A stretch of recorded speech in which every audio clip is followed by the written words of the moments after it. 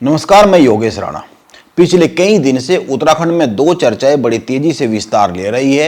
एक, निकाय चुनाव के तुरंत बाद धामी मंत्रिमंडल का विस्तार हो सकता है। चर्चा यह है मौजूदा 2 मंत्रियों की कुर्सी जा सकती है। अभी 4 मंत्रियों के पद खाली है। इस तरह से यदि 2 मंत्रियों की कुर्सी जाती है तो 6 नए लोगों को बीजेपी संगठन के जगह मिल सकती है।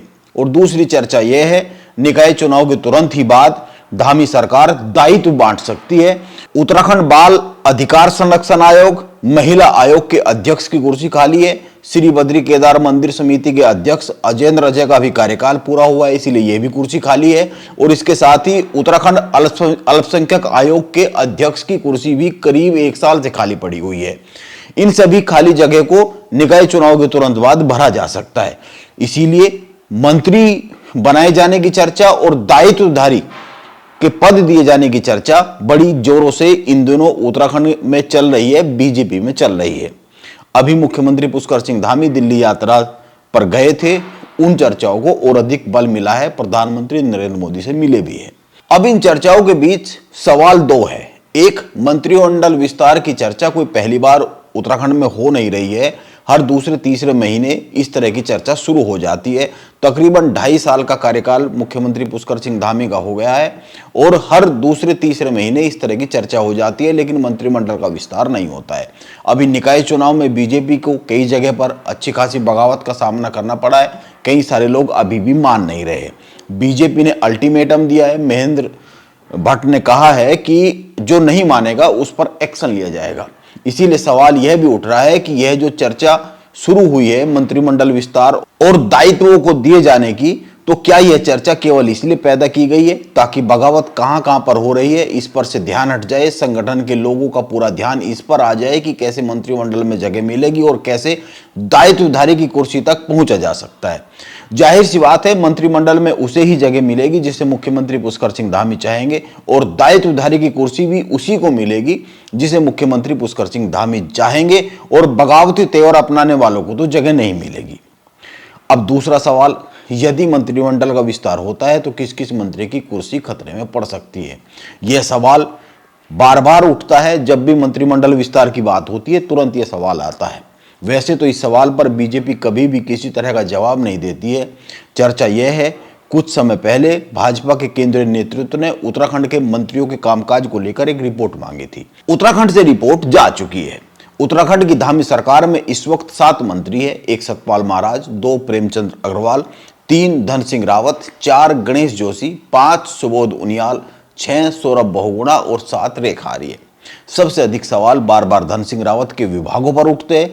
कई विभागों में घोटाले घपलों पर जांच तक की आंच आई है, पहुंची है। हेल्थ और शिक्षा विभाग का हाल क्या है उत्तराखंड में, यह किसी से छिपा हुआ तो नहीं है। बात ड्रोन से मेडिकल मदद की होती है, लेकिन समय पर गर्भवती महिलाओं को भी मदद नहीं पहुंच पाती है। आए दिन इस तरह की खबरें अखबारों में छपती रहती है, मीडिया में आती रहती है, सोशल मीडिया पर तस्वीरें और वीडियो वायरल होते रहते हैं। इसके बाद नाम आता है गणेश जोशी का। उनके कारण भी कई बार उत्तराखंड की धामी सरकार को असहज स्थिति का सामना करना पड़ जाता है। उनके अधीन आने वाले उद्यान विभाग में घोटाले की जांच तो सीबीआई कर रही है। रेखा आर्य को लेकर भी बार बार सवाल उठते हैं। इसीलिए किसकी छुट्टी होगी किसकी नहीं, इस पर कुछ भी निश्चितता के साथ कहा नहीं जा सकता है। यह कहना बड़ा मुश्किल है। यह अलग बात है, उत्तराखंड कांग्रेस के पूर्व अध्यक्ष गणेश गोदियाल साफ साफ कह रहे हैं धन सिंह रावत की कुर्सी खतरे में है, उनकी छुट्टी होने की चर्चाएं चल रही है। देखिए मेरी बात सुनिए, कल से सोशल मीडिया में एक आपने अस्पताल की बात की, कल से सोशल मीडिया में और प्रिंट मीडिया में भी ये चर्चा है कि 2-3 मंत्री जो वर्तमान में प्रदेश सरकार में हैं उनको हटाने की बात चल रही है। और उसमें से इसी जो आपने प्रश्न किया कि अस्पतालों का बुरे हाल है, भ्रष्टाचार चरम पे है, अस्पतालों में भी सिर्फ और सिर्फ मंत्रालय का रोल ये रह गया है कि इस अस्पताल से कितनी इनकम मंत्री की और तमाम विभाग की होगी, विभाग के अधिकारियों की होगी, वह इतने तक सीमित रह गया है अस्पतालों का संचालन। ऐसे में ये चर्चा जोरों पर है कि भारतीय जनता पार्टी की सरकार जो यहाँ पर है और उसका संगठन, उन्होंने ये रिपोर्ट दिल्ली भेज दी है।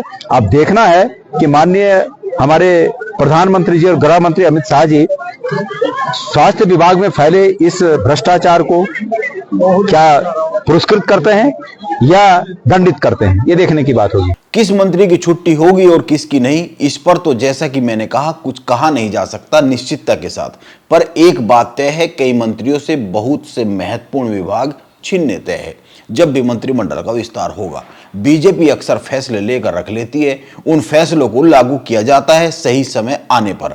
बीजेपी में टाइमिंग बहुत महत्वपूर्ण होती है। कई बार निर्णय हो जाते हैं लेकिन उनको अमल में केवल इसलिए नहीं लाया जाता क्योंकि हाईकमान सही टाइमिंग का इंतजार करता रहता है। यह तय है जो मौजूदा चेहरे अभी दिखते हैं बीजेपी की उत्तराखंड सरकार में, इनमें से कई चेहरे हटाए जा सकते हैं। नमस्कार, मैं योगेश राणा।